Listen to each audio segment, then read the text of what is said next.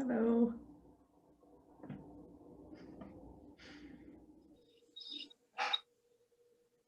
Hi, Elizabeth. Hey. Becca's coming on. How are you? I'm picking on you because you're the one with mic. You put yourself on mute though. Hi, Tiffany. Hi. How are you guys today? Doing well. Can you hear me? I can. I'm not on mute. Okay. How are you, Becca? I'm good. I'm just making sure that it's all, I think it's, can you hear me? I can hear you, yeah. Okay, good.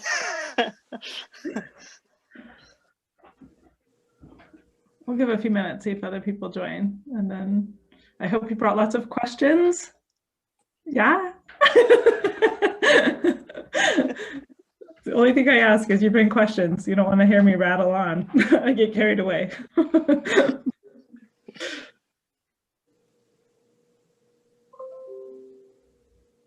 Did another one of these last month and we had some good discussion. So there's potential for it.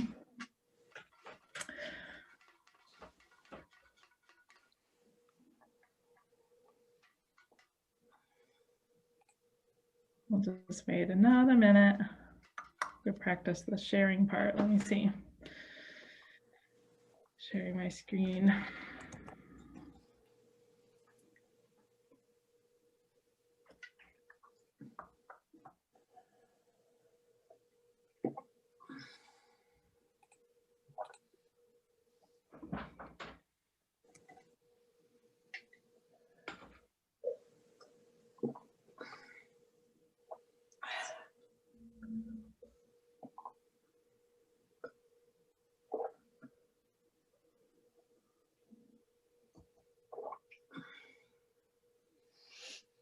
You guys see my screen? Yes. Something like that? Okay. I guess we'll just kick it off. I just drone on for a little bit and then let you guys start thinking about questions and then I'll put you on the spot. I'll start calling on you. I'm just kidding. I won't call on you. But I do want to just level set a little bit because it's a good way to start off. So first of all, thank you for coming. I wanted to make sure you knew who I was before we get too carried away. I'm a lifelong swimmer, pool swimmer, that is. I didn't start open water swimming until about 11 years ago. And right away, my first open water swim, I saw these people. I had signed up for a 1 mile and was working up the courage and trying to train really hard to do this 1 mile open water swim, which started at about noon. And I showed up at the beach to do my 1 mile open water swim. And these people were coming in that had been swimming all morning. They swam a 10 mile open water swim. And I was just like, what? People swim 10 miles? I had no idea. This was in the far northeast kingdom region of Vermont. And I just was enchanted with this idea of being able to swim further. And the next year just started along the path. I did a 10K that next year, and I've just been pushing distance ever since then. Last year I did the length of Lake Tahoe, just 21 miles, and the Lake of Magog, which is 25 miles. And I had big plans for this year, but those have all been squashed, of course. So instead I started a podcast, and I've been interviewing marathon swimmers, one or two a week for this ever since March, when the pandemic first started ramping up in the US. And if you are interested at all in getting into the minds of marathon swimmers, I highly recommend checking it out. It's called Marathon Swim Stories, and you can find it on most podcast providers or on YouTube. And that's been just a really, really fun and exciting way to make a hard year of not really swimming pretty fun, actually. I've also dedicated my practice to swimming as efficiently as possible in this last decade that I've been open water swimming and starting marathon swimming. I've also gotten married and moved across the country and had a couple kids, and I'm not always able to train a ton, but it's really important to me to do these swims. It's really fulfilling and empowering, and I highly recommend it to anyone who I can talk into it. And so I've found that if I can swim as efficiently as possible, and then prepare myself, I guess, mentally. Is a lot of thing of what we talk about when we're talking to marathon swimmers is that it's like 80% mental. You can, it's pretty amazing what your body can do. I'll leave it at that.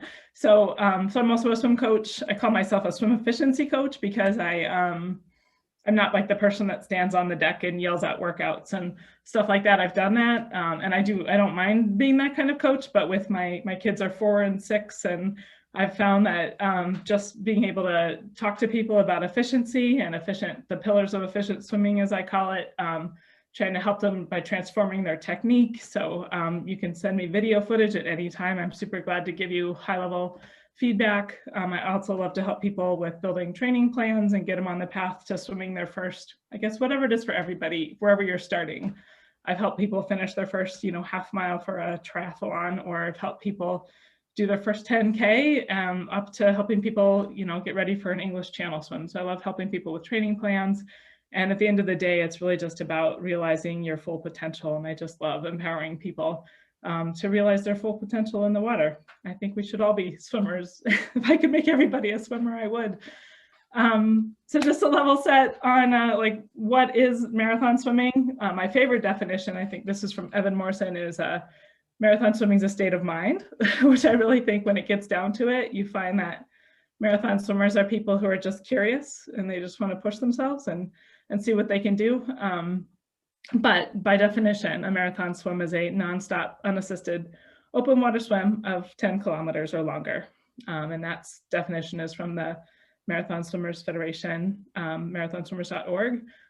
If you're not familiar with MSF, amazing organization, hardworking volunteers out there, ratifying swims. We'll talk about that, a little bit more of that in a minute, but a wealth of information out there at marathonswimmers.org. So I recommend checking that out if you haven't. There's a whole forum you can chat with people on, things like that. So the types of marathon swims, you've probably heard of some of these, is where like an organized event, sometimes they're like 2.5K, 5K, 7.5 or 10K or something like that. And you can either do the shorter distances or the longer distances, and you're just swimming around a buoy course. And so there might be support personnel on the water, but they're not necessarily with you, and you're having to turn those buoys. And that's one way. If you were doing a 10K buoy course, that's considered a marathon swim.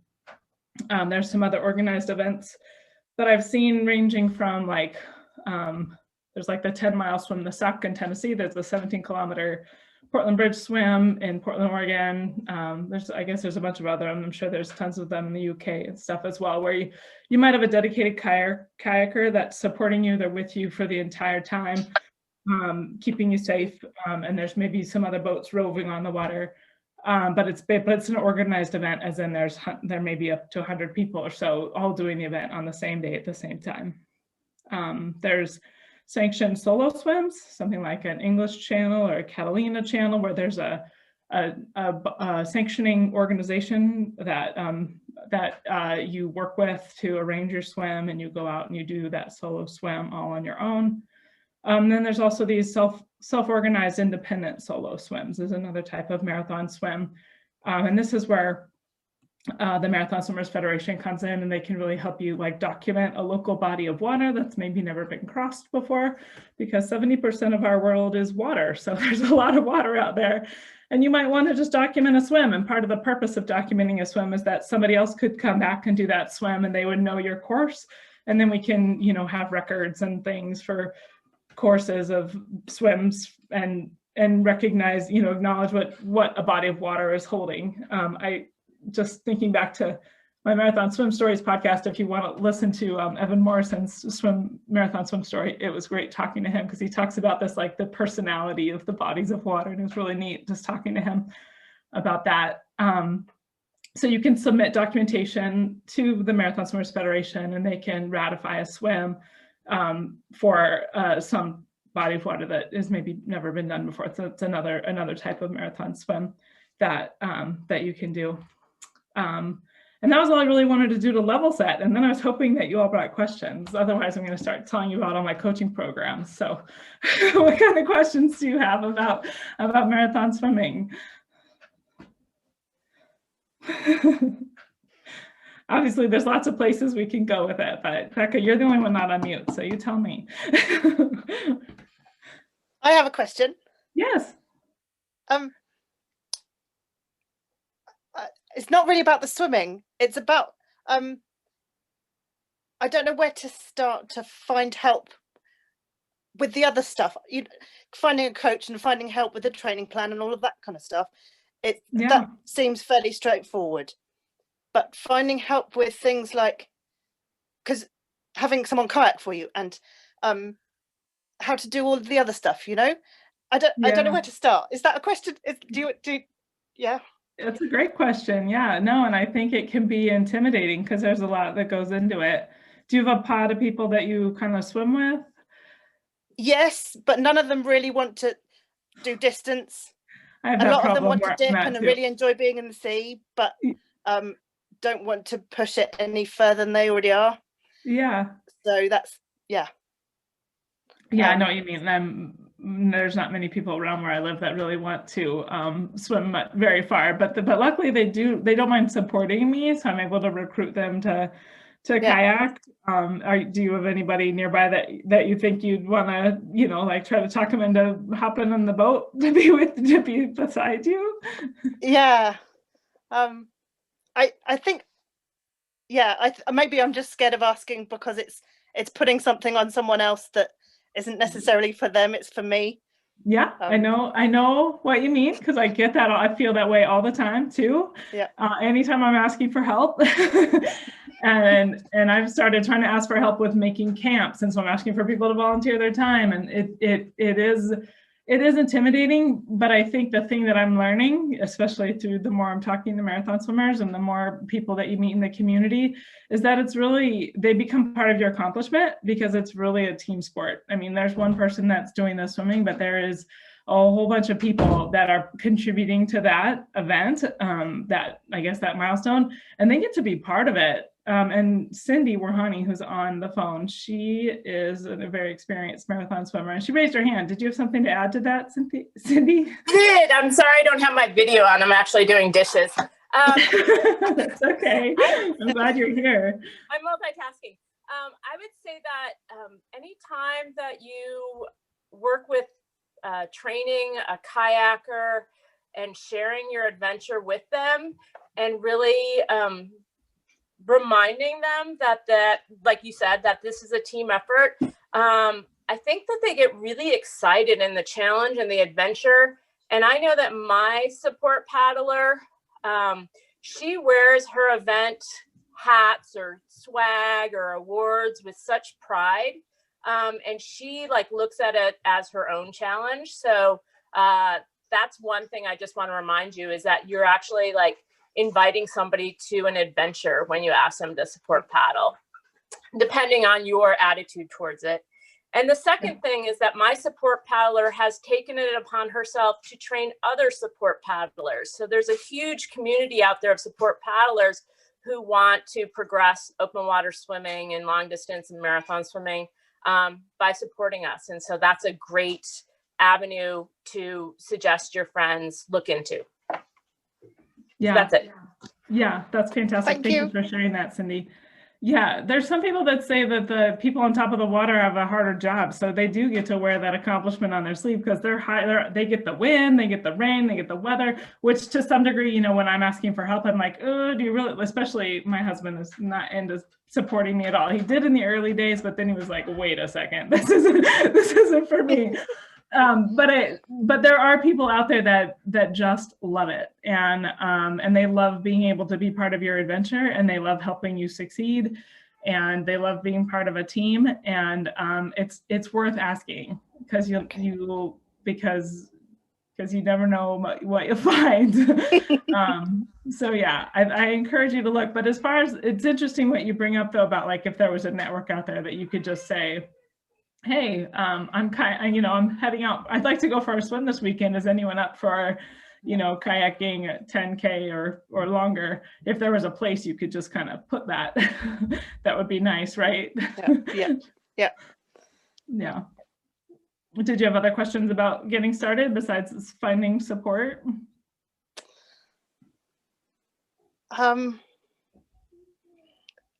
Lots, lots of questions. Good, go. I don't, yeah, I guess about how to start thinking about building up. And okay, so you said earlier that because, you know, of other commitments, you don't train so much as you perhaps would. So yeah, maybe some people, yeah. So how much do you train? What do you, yeah. So for me, what I've kind of settled into that's worked to kind of, and there's a fine line too, I think, with like not wanting to get burnt out. Like I try to make sure, as I guess maybe, and this maybe is as a lifelong swimmer, I guess I can get, like when you're training for an event, you're dedicating yourself for a really long time, like months, you know, trying to, you know, build distance. So I guess what I found is a nice balance to like not get burned out, but still, you know, like just continue to be inspired and enjoy the water every time I get in, which I guess for me with my two little kids, it's like anytime I get in the water, it's usually a joy just to get a break. But I do like 3 times a week, and 2 of those are really technique focused because I'm trying to reverse years of bad habits. So for me, and I'm always trying to emphasize this really efficient technique. And then I have 1 day a week where I build distance. And then earlier in the season, that's, you know, building up to 2 hours, then 3 hours, then, you know, building up. I don't know that it gets much more than 3 hours. But then the other thing that I like to do is have a training swim set up. So whatever my goal swim is, I go back like 4 to 5 weeks before that, and I do like 3/4 to full distance, depending on kind of my confidence level with what I'm endeavoring. And then, you know, a month to 5 weeks prior to that 3/4 distance, I basically try to do a half distance. So something like when I swam the like 21 miles across Lake Tahoe last year, I basically did like 11, 12 mile swim like in May. So like half the distance, you know, 2 months before.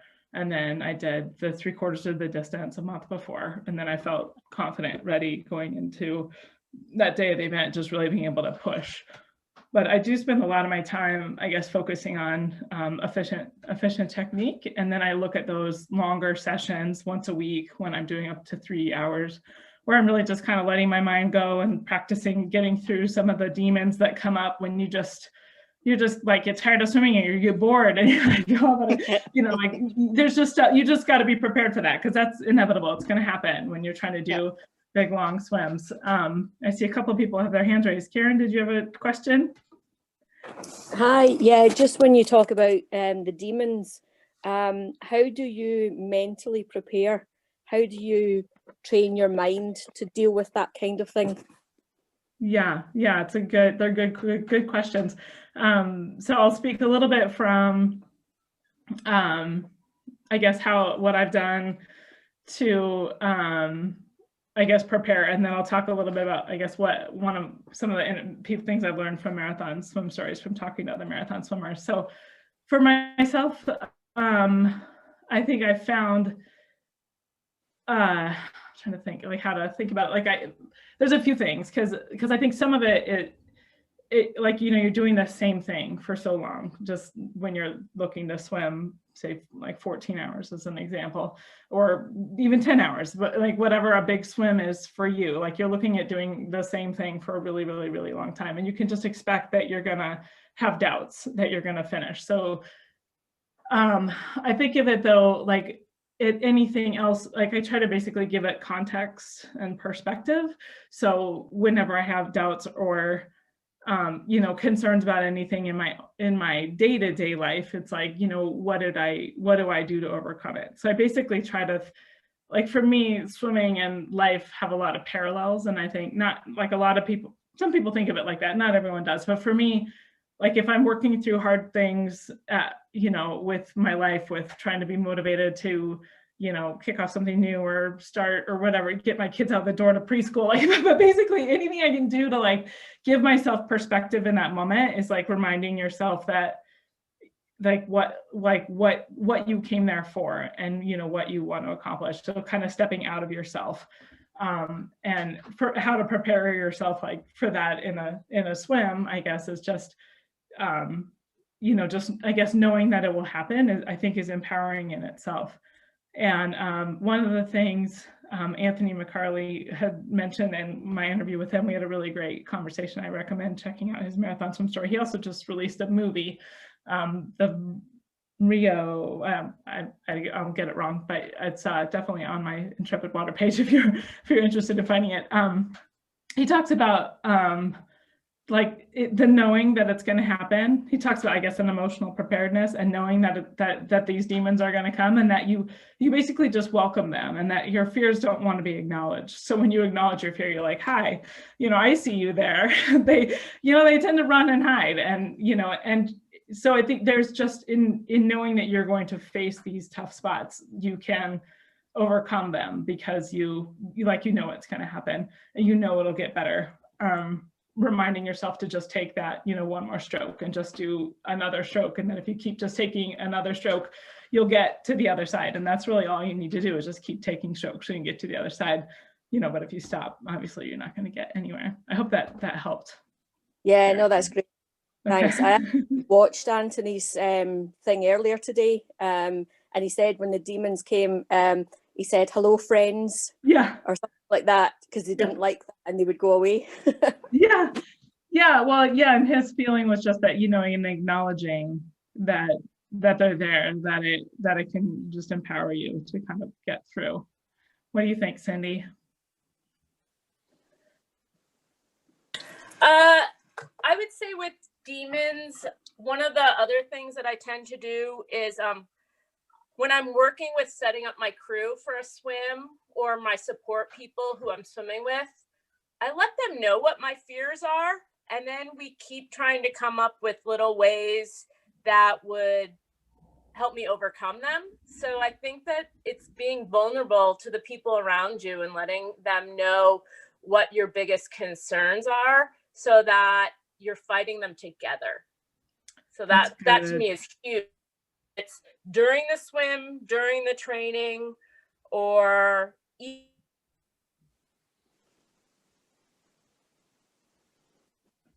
have that crew. Losing you a little bit, Cindy. Came up. I'm sorry. Oh, wait, just lost you there for a second. You were saying. Oh, I was saying I would even think about after your swim and any new fears that came up, and reviewing those with the crew and thinking about different ways that you might overcome them the next time. Mm-hmm. Yeah, that's really good one. About, it's definitely, and it's I guess from the way that you talk about your crew, Cindy, it sounds like you surround yourself with the same people going into all your swims, which is awesome. And it makes it, I think, easier me to be vulnerable with them. But I wish I would say, though, that like that same vulnerability with somebody who you're not as comfortable with, it's hard, but that's one of my main recommendations when I talk to people about getting to know your crew and working with your crew, is like, you've got to be like you've got to let them know, you know, whatever's going on when you are having a hard time, because they're actually there, again, you know, like they're there to help you succeed. They want you to get to the other side. That's why they signed up for this adventure. And so it's a big step to be ready to be vulnerable with your crew, to even let them know, like, I can't keep feeds down or whatever's going on, but they definitely can't help you if you just keep all that stuff inside. So if you start telling them you're having these doubts, just like Cindy's saying, just being really vulnerable with them, they're like, God, I just don't know if I'm going to make it. That gives them a chance to like try to come up with something to help you out, because they're there to help you. That's what makes it, you know, definitely more of a team sport than it is on the face. People only talk about, you know, Sarah Thomas's achievement. You know, talk about and she talks about her crew, but on the face of it, people talk about marathon swimming like it's a solo sport. But as marathon swimmers, we know it's a team sport for sure. Well, I will say that I don't use the same crew for each swim. Okay. So that's actually maybe a difference of understanding, but I do build my crew for each swim. So when I start the training process for whatever I'm doing, I feel like that's involving my crew as well. Mhm. So, and I do realize that with each swim, depending on who I have asked to crew, I may be doing more training or less training, or more, divulging past history and things like that. And to me, that's so. Yeah. I wouldn't be fearful of taking on different people as crew members. I would just acknowledge that it could make a different experience for all of us. Right. So there's that. And I have actually done some swims with crews where I knew absolutely nobody. And that is its own challenge and very worthwhile, but definitely just another cool aspect of our sport. Yeah, for sure. Yeah, I love that. What else, Becca? Elizabeth? Tiffany? You guys are awfully quiet. This is Tiffany. Oh, Go ahead. Oh, go ahead, Elizabeth. Okay, I'm very beginner, so I'm sorry if this question is silly, but it's all good. Go. Going back to the question about crew. So if you sign up for a swim event, are you required to bring your own crew with you, or does the event provide it? And like, what are the situations that you would need to provide your own support people? Yeah, it totally depends. So do you have any kind of swims that you have your eye on, or are you just? I'm just starting. Just starting. Yeah. Okay. Yeah, because I've definitely seen all types. Like, where are you located at? I'm in North Carolina. Okay. Because some events do like you can pay extra to get support, have support boat provided for you, depending on like what type of swim you're looking to do. There's also, I think I mentioned, if you saw the part about the different types of marathon swims. So if you're just getting started, a good place to start might be where you're doing like a buoy course. And they have some of those. I don't know exactly what's over in North Carolina. I'm in Southern Oregon on the other coast, but you might be able to find an event that has like a 2.5K and like a 5K and a 10K, where you're just swimming around a buoy course, and then you're able to kind of test out your different distances and building distances. They usually have like a feed table. There's one I know in Lake George up in New York that's set up like that, and there's like a feed table so you can like practice your feeding, and there's no support. There's people on the water making sure everyone that's swimming is safe, but there's not a person dedicated to you. There's like Swim the Suck in Tennessee is a 10-mile downriver swim. It's a great one kind of when you're getting started. And my husband paddled for me when I did that a couple years ago, but I feel like that Kara, the director, I feel like that they do have volunteers as well. So a lot of the swims, they know that people are traveling and they're not going to necessarily be able to bring their own support person. So they'll have people that'll volunteer for you. And that kind of becomes its own, like preparation, is that you need to prepare yourself for swimming, but you also want to be prepared to talk to the person that's taking care of you about like your feed, like when you want to feed, and what like if you have a preference for breathing on a side, but like there's all this kind of like preparation you need to be able to do, so when you meet your crew person, that you can kind of lay everything out for them so that they can take care of you the best that they can. Does that help out, Elizabeth? Yeah, that's super helpful. Thank you. Yeah. And I've heard of people, even going to some English Channel, and that they hire a crew, like there's crew on board already. So it's definitely not unheard of to just show up to swim somewhere and have people crew for you. Like Cindy said, though, it's going to be probably just a little bit different experience than if it's somebody that you kind of know and trust. And if you're just getting started, I definitely recommend just trying out find one of those events that's just got a buoy course, and you can just kind of see how it feels to really push your distances and go from there. There's some good ones too up in Vermont if you can make the trek up there. If you want to do like the Kingdom Swim Week or something like that, there's some good ones up there. And I would suggest if you used a race director that helped provide support paddlers, just let that race director know that it's your first time working with a support paddler. So maybe they can get you a more experienced support paddler, or even an open water swimmer who's now doing support paddling for events. Yeah. Yeah, just let it, again, you're being vulnerable with, even with the race director, but letting him know, you're like, yeah, I'm getting started, I'm ready for this, I've been training, but yeah, I could use a crew person that could really help, help me out, that has experience. It's good advice. Okay. Cool, thank you. All right, Tiffany, what did you want to ask about? Okay, so I live in Rochester, New York, and I actually just got into open water swimming this past May. So my plan was to do the Lake George swim for that was going to be my first event, which of course, it got canceled. Right. So I did the virtual Lake George swim. Cool, yeah. So that was fun to do.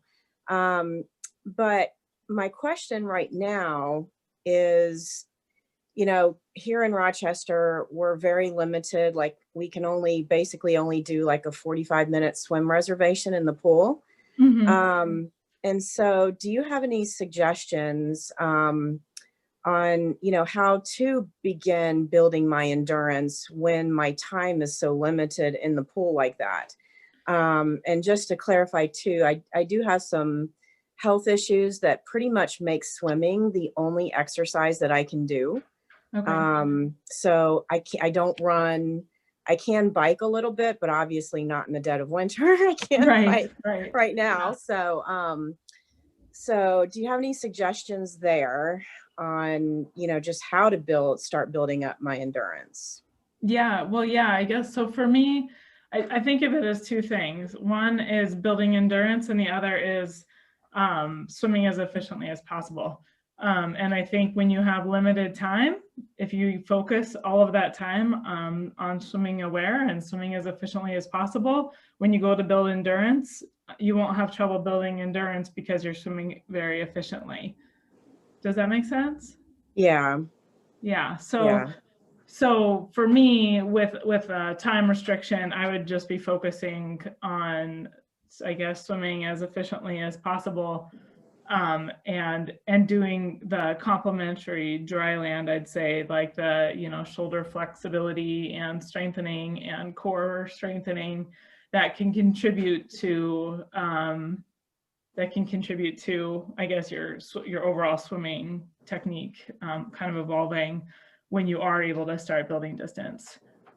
But if you're looking to do that, building distance going into next summer, I think over just doing 45-minute workouts over the winter, if you're focused on technique and you're starting to swim as efficiently as possible, then when you go to build distance, you won't have trouble building distance because it'll be more because you're swimming efficiently. Right, you're already doing that, and I need to break a lot of bad habits as well. And so that website that you mentioned, Marathon.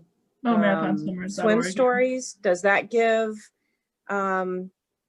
techniques on swimming more efficiently, or is that just like people's stories? That's just people's stories. Okay. There's, I think periodically we get into technique, but I have a virtual efficient swimming course. It's just like a 4-week, go at your own pace. You get like a module and some things to practice in the pool. It's just, it's just a 4-week course that I do that I was going to tell you guys a little bit about, but I wanted to make sure we have plenty of time for questions. Okay. Good. Yeah, because like I was thinking, like I need to work on my kick. I don't kick enough. I'm more of an arm swimmer. And so I know if I could improve my kick, but then I'm thinking, because I'm also trying to burn calories. And so I was thinking, I don't want to waste a whole 45-minute reservation in the pool just working on my kicking.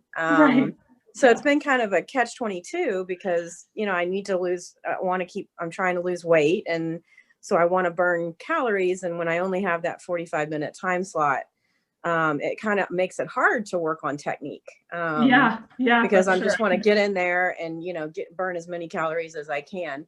The other question that I have, and it's kind of an embarrassing question, but with the word feeding, like that's such a weird word, and I feel like a shark or something.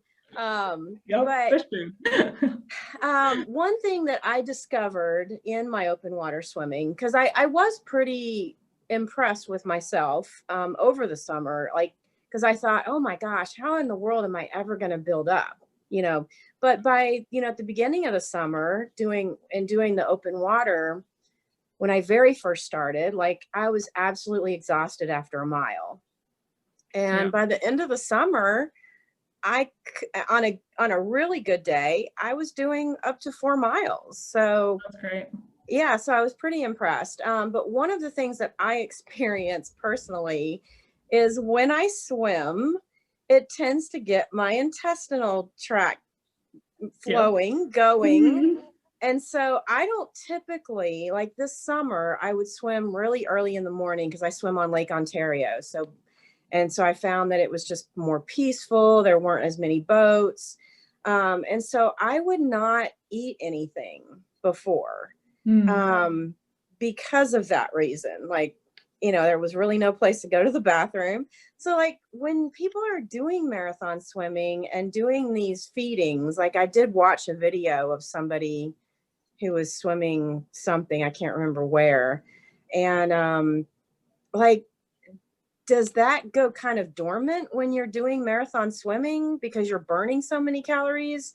Like, what do people do? Like, do you go to the bathroom? I mean, how does that work?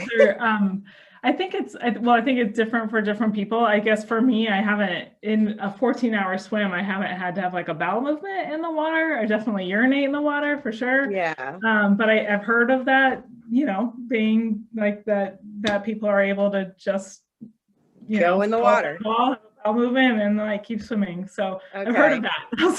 Okay. But if you're going to push beyond 4 miles, you're going to need some nutrition. So I think even if it's just like a honey packet or maple syrup, I don't know what kind of food you're comfortable with, but I'd like stick something in my suit for if I go out for a 10K, and even having a little bit of water is a good idea if you're, in fresh water. It's okay. Yeah. All right. Well, that's good to know. So I really, if I do push past anything more than 4 miles, I really need to eat something. I think, I think I've definitely swam 6 miles without any feed and just made up for it afterwards. And I've definitely seen people swim for 15 hours and not able to keep anything down, but you want to be able to, I guess, get some amount of hydration. You're going to need some electrolytes eventually. So it's one of those things, like, I'm a firm believer in pre-eating. Like, I like to eat ahead of time. I like eating, I think is the short of it. But so I think that there's some things you can do, but you do need to get some, if you just keep pushing distance, you're going to want to make sure you have hydration, some electrolytes, and then getting, like, the carbs are going to be what, like, ultimately you need something to continue to give yourself energy, because you can just get behind, your body can just get behind, and then you get out and you're famished, and then you just find yourself eating everything all over the place. Yeah. What typically causes people to not be able to keep anything down?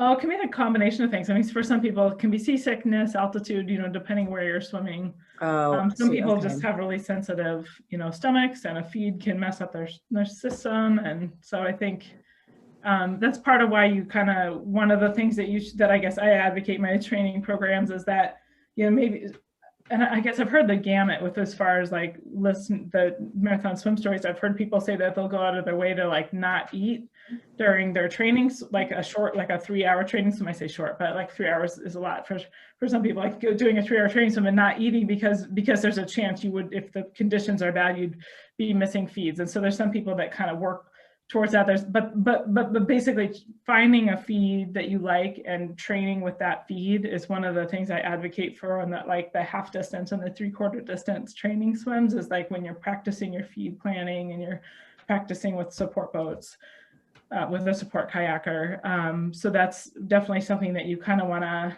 to have, I guess, a plan for practicing. But I've also heard of people training for swimming across channels in a swimming pool and just having feed bottles on the side of the pool deck. So everybody, there's all different types of ways to do it. That's for sure. And what was the one that you mentioned in Portland? Oh, the Portland Bridge Swim in Portland Bridge Oregon. Swim. Okay. Because That's my a sister lives in 17K Portland, so river. that. Oh, good. Yeah, my sister lives in Portland, so that might be something I want to check into. Yeah, visit Cindy. She's up there. Yeah. The thing I was going to say about the feeding or the practicing feeding is to also practice your pre-swim routine. And what I mean by that is like what you're going to have for breakfast or the hours before the swim, kind of see how your body does deal with like taking in calories an hour before you get in for your workout or 2 hours, and maybe the content of that, so that you're actually finishing your morning business before your swim starts. Yeah. Yeah.